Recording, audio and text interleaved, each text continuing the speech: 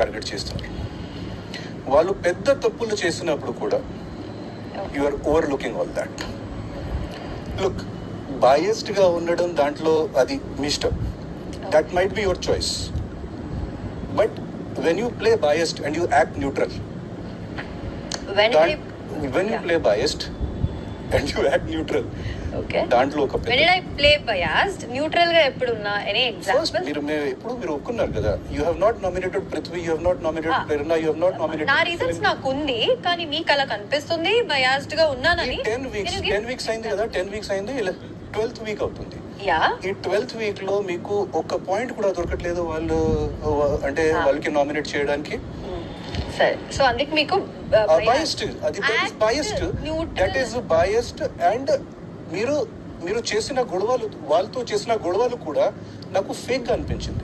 ఏ గొడవలని example? అంటే మనం ఆ ఎక్స్ గేమ్ ఉన్నప్పుడు ఒక గొడవ అయింది, తర్వాత నేను నిన్న చూశాను మీకు నిఖిల్ కి ప్రేరణకి ఇక్కడ చిన్న గొడవ అయింది ఆ వాటర్ గేమ్ లో.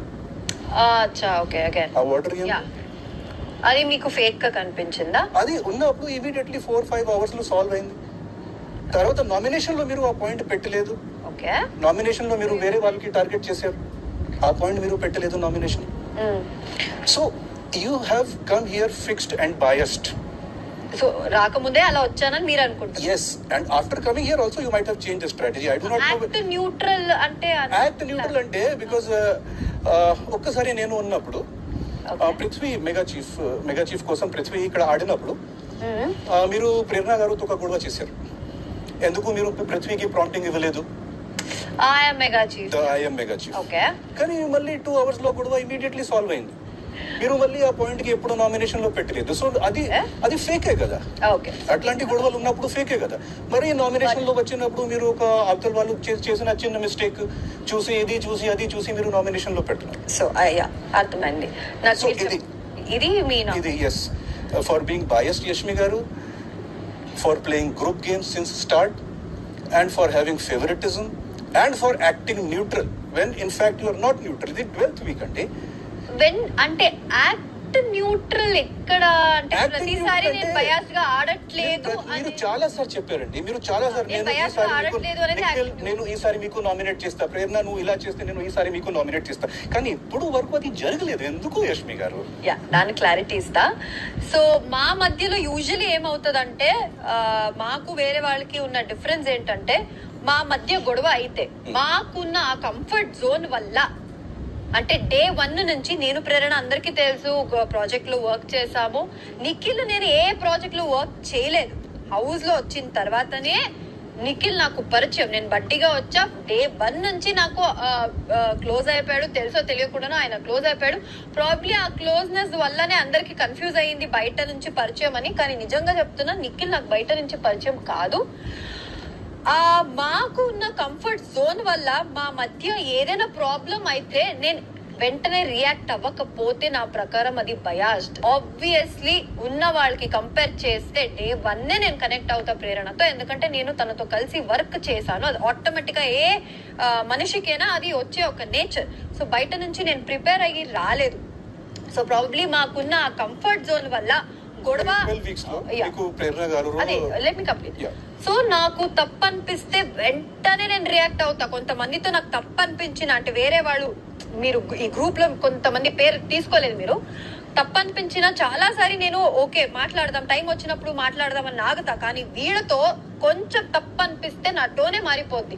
ఎందుకు నువ్వు ఇలా చేసావు, నువ్వు తప్పు చేసావని నేను మాట్లాడతా. అక్కడ బయాస్డ్ కాదు అది ఎక్కడ బయాస్డ్ కేటగిరీకి వస్తుంది. నాకు బయాస్డ్ అనిపిస్తే అది కూడా చెప్పకూడదు, సైలెంట్ గా ఉండాలి. చెప్పి మళ్ళా నామినేషన్స్ కి ఎందుకు తీసుకురావట్లేదు అని మీరు అంటున్నారు. నేను ఆ గొడవ చేసి అక్కడ ట్రిగర్ అయ్యి మాట్లాడి కూర్చొని అంతా సార్ట్ అవుట్ చేసిన తర్వాత మళ్ళీ ఆ బీట్ ఎనీబడి, అలాంటి సిచ్యువేషన్ వేరే వాళ్ళు ఉన్న అలాంటి ఇన్సిడెంట్ ని నేను ఎప్పుడూ నామినేషన్స్ వరకు తీసుకురాలేదు. ప్రాబబ్లీ వీళ్ళు ఎక్కువ నన్ను అంటే మీ ఆ పాయింట్ ఆఫ్ వ్యూ లో చూస్తున్నారు కాబట్టి మీకు అలా అనిపిస్తుందేమో. There are many situations. ఒక్క ఇన్సిడెంట్స్ గురించి ఒక వ్యక్తితో, వేరే వ్యక్తి, ఈ గ్రూప్ ని పక్కన పెట్టండి, వేరే వ్యక్తితో నేను డిస్కస్ చేసిన పాయింట్ ని నేను యూజువలీ నామినేషన్స్ కి నేను తీసుకురాను. మోస్ట్ ఆఫ్ ద టైం నేను తీసుకురాను. వాళ్ళ కన్నా ఎక్కువ నాకు ఈ పర్సన్ నాకు తప్పు అనిపిస్తున్నారంటే మాత్రమే నేను తీసుకొచ్చాను. అండ్ ఆల్సో మీరు ఈ సీజన్ చూసుంటే మాకు కరెక్ట్ గా నెమ్మదిగా ఆలోచించుకొని పాయింట్ చెప్పేలాగా నామినేషన్ జరగట్లేదు. ఏదో పరిగెట్టాలి, పట్టుకోవాలి, అలా చేయాలి. మేము ఎవరిని నామినేట్ చేయాలనుకుంటామో అసలు వాళ్ళని చేయడానికి మాకు ఆప్షన్ రావట్లేదు. ఆ కిల్లర్ గర్ల్స్ టైంలో నిజంగా నామినేట్ చేయాలి అనుకున్న వ్యక్తిలో ప్రేరణ కూడా ఉంది. అది ఓపెన్ గా నేను ప్రీవియస్ డే చెప్పారు కాబట్టి ఆ పాయింట్ పట్టుకొని తేజ గారు నన్ను నామినేట్ చేశారు. అండ్ ప్రేరణతో పాటు నాకు ఇంకా ఎప్పుడు నామినేషన్ లో నేను 3 ఆప్షన్స్ పెట్టుకుంటా. బికాజ్ ఇంత ట్విస్ట్ అండ్ టర్న్స్ వస్తుంది అన్నప్పుడు ఒక్కటి అటు ఇటు అయితే నేను ఒక ఆప్షన్ ని నేను పెట్టుకుంటా. ఆ రోజు కూడా నేను 2 ఆప్షన్స్ ని నేను పెట్టుకున్నా, వేరే 2 ఆప్షన్స్ ని. సో ప్రేరణ అదేదో ఆడుతుంది కదా, మళ్ళీ ఎందుకులే, మళ్ళీ చెయ్యొచ్చు అని నేను వదిలేసా. నేను ఎక్కడ కూడా బయాస్డ్ గా నేను ఆడట్లేదు. నాకు తప్పు అనిపిస్తే నేను పాయింట్అవుట్ చేసి గొడవనే పెట్టుకుంటున్నా, పెద్ద పెద్ద గొడవ. అది ఆ గొడవని నామినేషన్ ని తీసుకొచ్చి అది ఇంకా ఎక్కువ మందికి రీచ్ అవ్వాలి, నేను గొడవ చేస్తున్నాను వీళ్ళతో, చూడండి చూడండి అనే ఇంటెన్షన్ అది కాదు. అండ్ మీరు అన్నారు బయట నుంచి అలా అనుకొని వచ్చాను అని. నేను ఎందుకు అలా అనుకొని వస్తా? ఇప్పుడు నేను కూడా గేమ్ షో ఆడడానికి వచ్చాను, నాకు తెలీదా? ఇప్పుడు గ్రూప్ గేమ్ ఆడితే నా గేమ్ స్పాయిల్ అవుతుంది అనే క్లారిటీ నాకు ఉంది. ఎప్పుడు వచ్చింది మీకు క్లారిటీ? లేదు ఆదిత్య గారు, మీరు స్టార్టింగ్ నుంచి అన్నారు కదా, మరి స్టార్టింగ్ నుంచి మీరే అన్నారు కదా, ఇప్పుడు అంటున్నారు మళ్ళీ. ఇప్పుడు మీరు నాకు ఒకటి చెప్పండి, మీ నాన్నగారు వచ్చిన తర్వాత మీకు ఏ అడ్వైస్ ఇచ్చారు? మా డాడీ 2 వీక్స్ నుంచి నువ్వు ఎఫర్ట్స్ కనిపించట్లేదు, ఎఫర్ట్స్ ఫస్ట్ ఉన్న గ్రూప్ ఇండివిజువల్ గా ఆడమన్నారు. ప్లాన్ ఆడాలంటే మీరు గ్రూప్ గేమ్స్ ఆడినా ఆపండి.